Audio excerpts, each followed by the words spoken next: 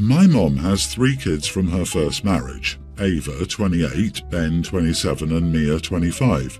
Their dad died 20 years ago, and my mom met my dad 17 years ago and had me, a teen male, pretty soon after.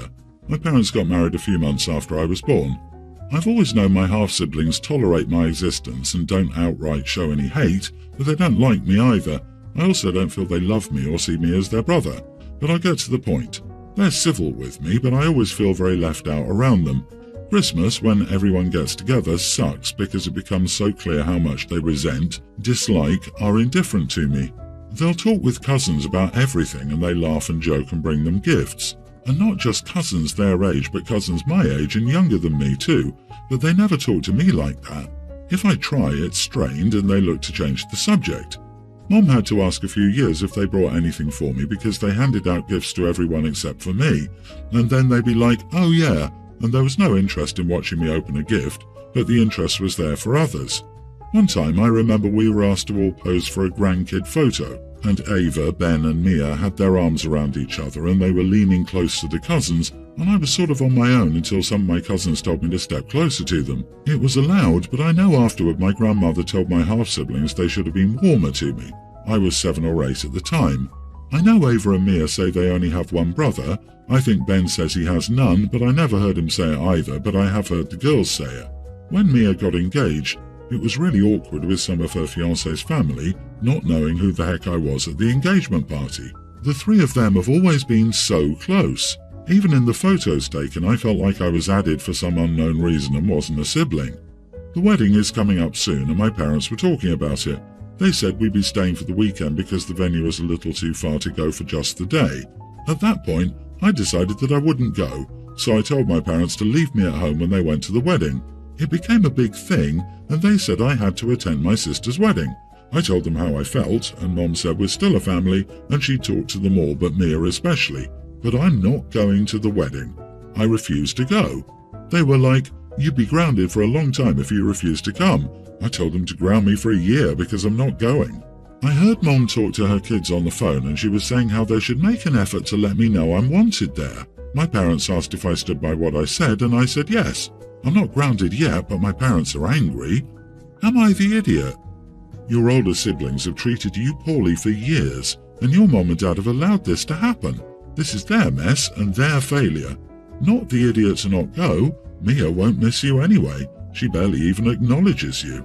I don't understand why they're angry. It's not like this came as a surprise for them. They witnessed for years how you were treated, but did they expect you to be your sibling's doormat forever?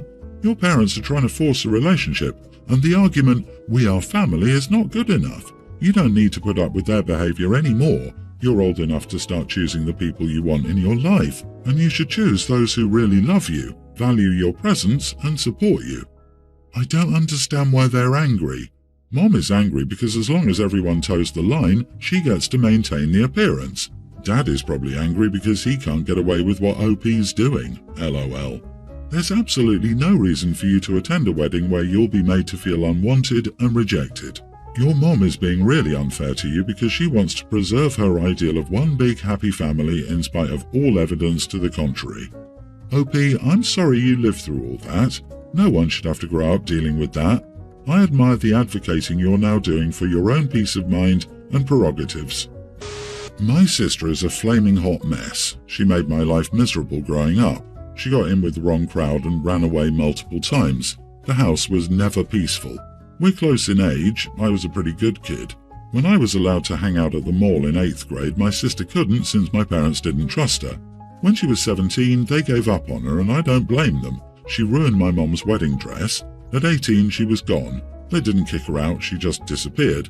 She's back and is now 26. She got her life together and my parents set strict boundaries with her. I've been meeting up with her more often, and she went on a huge rant about not being invited to Thanksgiving since my parents said they weren't at the point of letting her back in their home. After at least 10 minutes, she went on about how I'm the golden child, and at this point I had enough. I told her I was the golden child since she couldn't do anything right, and she was lucky we even talked to her. She's never apologized and she left in tears. Her boyfriend called me angry and thought I was an unfair idiot. Edit, parents tried everything. We moved once to a new school to help her. I'm still bitter that I had to move and lost all my friends for her. She was in detention the first week of the new school. She was awful. Therapy happened with her. Group therapy was a nightmare. Now they don't trust her not to ruin their house. They don't trust her not to steal anything or destroy anything important if she gets mad. They don't trust her not to start an argument. They don't trust her not to ruin a nice family event. They just don't trust her anymore. Not the idiot. In general, I recommend focusing on people's actions rather than their nature. People aren't necessarily in control of their nature, but they are in control of their actions. It sounds like she's not inclined to really self-reflect or consider how her actions affect other people, and setting a harsh boundary might just, at the very least, help her to see that you and your folks won't be available for her to grift and abuse. I hope she gets her stuff together. Your sister must realize that she broke your parents' trust, and it will take time to get that back.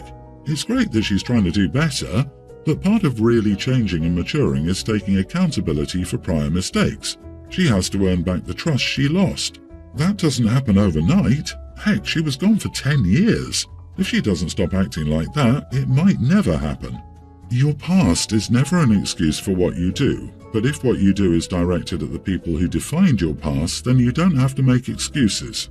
I refuse to believe your sister turning out like this is her fault, and you can't tell her whole story in a few paragraphs. You don't have the responsibility for your sister, but maybe you should provide a version of her story before you ask anyone to judge her for what she's done. This can't be just her character. It's way too bad.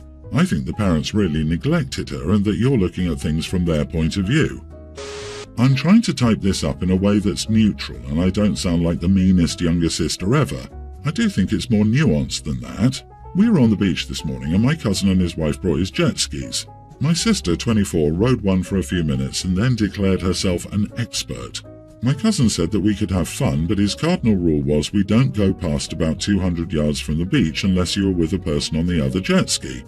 On my sister's next turn, she set a path perpendicular to the beach and went straight out into the ocean as fast as she could.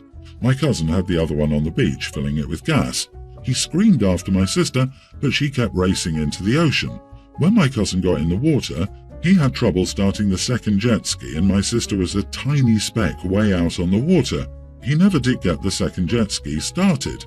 We could still see her, but it looked like she was stranded. My mom freaked out and called 911, and after an hour or so we saw a Coast Guard boat heading toward her. Maybe 20 minutes they pulled up to the beach with my sister in a blanket, sobbing that she was the most afraid she's ever been because she was lost at sea. My mom took her into our VRBO and I guess made her soup and tea and listened to her blubber all afternoon. When she finally came out of her room, she wanted to hold court about her traumatic experience, and when she said the words, "A navigation error caused me to lose sight of land," I laughed as hard as I ever have in my life. It wasn't a navigation error, it was her being a dumb idiot. She basically screamed, "Screw you, Lindsay, I almost died," and I laughed even harder. She slammed her PSL on the table and slammed the door to her room. My mom says I owe her an apology, and I wasn't taking her trauma seriously. Am I the idiot? Edit, she claimed she couldn't see the land and was lost. We saw her the whole time. ROFL, not the idiot. That crap is funny, and now that she's safe, we can say it's funny how dumb she was. She dodged a Darwin Award. She was truly lucky. She's lacking sense and safety awareness. I hope she's thankful for the Coast Guard. I'd honestly have a lot more sympathy if she was just like, "I messed up. I thought I could go further than I was supposed to, and it wouldn't be a big deal, but then I got turned around and didn't know which way was back." But she didn't want to take responsibility. A navigational error is her way of completely ignoring that she caused that situation. Honestly, it's crazy to me that she ignored her instructions immediately, and I'm glad she's crying. I hope she remembers this. She wasn't operating the jet ski responsibly. That jet ski probably weighed between £500 and £1,000, and she was likely travelling at 50 mph or more. She could have killed someone or herself. I've noticed that arrogant people with zero skills or common sense are always the ones that get the most upset after getting themselves into trouble because they refuse to listen to people who know what they're talking about. Zero sympathy. Hope your sister quits the victim act soon and realises she should just be embarrassed about being such a fool. I, a teen male, have to write a paper for English class about an inspiring romantic relationship in my life. I'm not sure what the point of it is, but our teacher said it will become relevant in a few weeks. My stepmom and stepsister both assumed I would write about my dad and stepmom's relationship. It was brought up when my stepmom asked why I hadn't asked her and dad any questions about their relationship yet. I was confused as to why she was asking that and wasn't putting two and two together right then, and she said I should at least ask some questions before doing my paper. This was when it clicked with me, and I told her my paper wasn't on them. My stepsister was in the room at the time and asked me why. I asked why I'd write an essay about their marriage instead of my parents' marriage. My stepmom said because she and my dad's marriage was a forever one, and seeing as my mom is dead and my dad isn't good at talking about stuff, it makes more sense to write about them. She said she and my dad would be more inspiring for me anyway. I asked her if she ever thought I tried not to think about their relationship too hard, since she and my dad had a very long history and that as soon as my mom died, he ran back to her and married her. Did she ever think that wasn't something I loved but something I struggled with as the son he had with his first wife? They were all about, we're a family, it's okay to admit this is better, and that kind of thing. I told them I was writing about my grandparents and to leave it alone. They pushed the issue and said it made more sense to write about your parents, and I said it has already been pointed out that I can't since my mom is dead and dad is useless at that stuff. Stepmom said that she was my parent. I ignored that and went on about my day.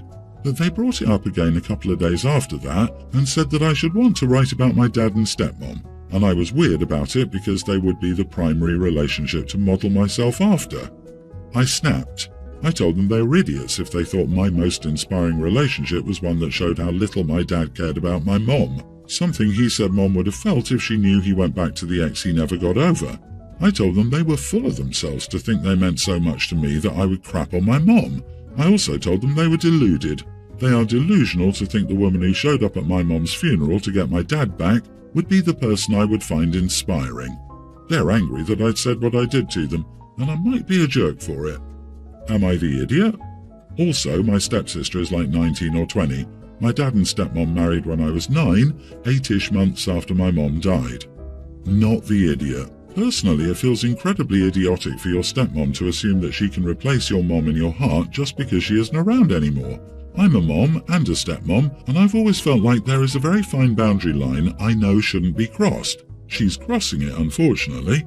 Anyone trying to force you to feel a certain way is an idiot. You should write about whoever you want. Stepmother is a one-note singer. Me, me, me, me, me, me, me, me, me, me, me, me, me. Dad knows who keeps his bed warm and acts accordingly. OP did nothing wrong. They kept picking at the scab until it hurt, and only then did he retaliate. Stepmom has a literal case of main character syndrome. Technically, OP can write about dad and stepmom. Inspiring doesn't have to mean the subjects themselves were great. It can be inspiring, as in they inspire you to be better people because they suck and they've shown you how not to act. LOL. I'd totally be petty and write about them, but that would probably get OP grounded. My husband and I have 3 kids. Leah, tween female, Mary, younger tween female, and Mark, pre-tween male. I don't want to sound like I'm favouring my middle daughter, but that kid is damn smart. She taught herself to read at 3.5 years old, she has an insane memory, and her critical thinking skills are crazy. I have a friend who bought a lot and built 2 houses on it. She was going to live in one and sell the other. My kid told my friend she would make more money renting it because she would get money from it forever, and this was 2 years ago. I'm not too fond of grocery shopping, and my middle daughter loves Lush bath bombs, so I've been writing up a list and sending her to the store with the list and my card. She always gets exactly what's on the list and even stuff that I forgot to put on. One time she showed up with a bag of avocados, saying she used the last one that morning. Another time there were 4 boxes of pastoroni. It was on sale and we ran out at home. Whenever she goes shopping for me, I take her to Lush and let her pick out one bath bomb or bubble bar for up to $10. My older and younger kids want me to do this with them too, but they're both a bit lazy and don't pay attention. I can't count the number of times I've called home and asked if we have a certain ingredient for dinner, and they say we don't have it, so I stop at the store and buy it, then I see it sitting where I said it would be at home. They say that's different, but I honestly can't see anything good coming from sending those 2 into the store unsupervised with my credit card.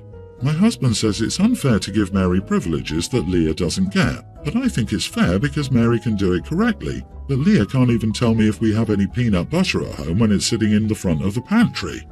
Am I the idiot for letting my young tween do the shopping? You are the idiot, and you will cause problems between your kids by clearly favouring one. Instead of just rewarding one, You could have your other two kids do something that doesn't have anything to do with groceries. Ask or look to see what your other kids are good at. Disagree. Leah can't even get up to see if there's peanut butter when she calls home. If she could do that, OP would let her. Why should Mary be punished for being more responsible? If they can't do something as simple as check the cabinet when Mom calls, they sure won't be able to shop. Mary deserves her tip. This is baffling. The whole point of being a parent is to teach your children. The problem is that OPs are not trying to play to their strengths. So her eldest and youngest aren't the most observant. For most children, that's a learned skill, one that parents have to teach. Maybe the eldest is a natural at mowing the lawn and watering the garden. Maybe the youngest has zero issues scrubbing down bathrooms until they shine. OP should be working with them and building life skills like these anyway. OP, you're damaging your middle child with this attitude too, believe it or not. Being known as the smart one in the family can be a nightmare for a child growing up and entering the real world. And by creating unnecessary resentment in your other kids, you're driving a wedge between the siblings that doesn't need to be there. Give it a few years. This will be just as sad for your middle child as for the other two.